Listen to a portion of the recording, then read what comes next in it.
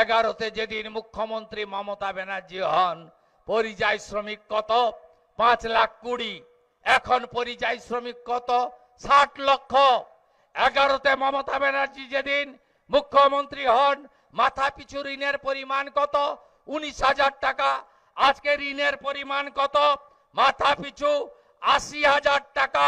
এই রাজ্যে শিক্ষিত বেকার যুবক যুবতীদের কোনো কাজ নেই, কোনো চাকরি নেই, পিএসসি নেই, এসএসসি নেই, পুলিশ রিক্রুটমেন্ট বোর্ড নেই, স্টাফ রিক্রুটমেন্ট বোর্ড নেই, কোঅপারেটিভ রিক্রুটমেন্ট বোর্ড নেই, মিউনিসিপাল রিক্রুটমেন্ট বোর্ড নেই। গত 1 বছরে 8,200 বিদ্যালয় বন্ধ করলো কে? তৃণমূল। আবার কে? পড়াশোনা তুলে দিয়েছে, সরকারি স্কুল বন্ধ। আপনারা শুনলে অবাক হবেন, এই রাজ্যে স্নাতকে মোট আসন 9,54,000। এবারে ভর্তি হয়েছে কত জানেন? মাত্র 3 লক্ষ।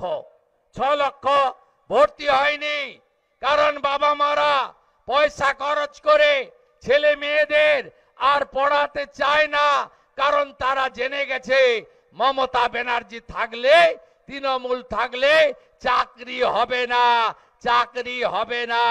টাকা না থাকলে, ফাঁকা খাতা না দিলে চাকরি হবে না। আপনারা জানেন পশ্চিমবঙ্গের অবস্থা। তাই জোট বাঁধুন সবাই। শুধু টাটা গোষ্ঠীকে তাড়ানো নয়, এই 14.5 বছরে মোট 6,888টা কারখানাকে মমতা ব্যানার্জির সরকার, তার দল পশ্চিমবঙ্গ থেকে তাড়িয়ে দিয়েছে। ডাবর চলে গেছে মধ্যপ্রদেশে, জুট মিল বন্ধ হয়ে গেছে, পেট্রোকেমিক্যাল চলে গেছে উড়িষ্যাতে।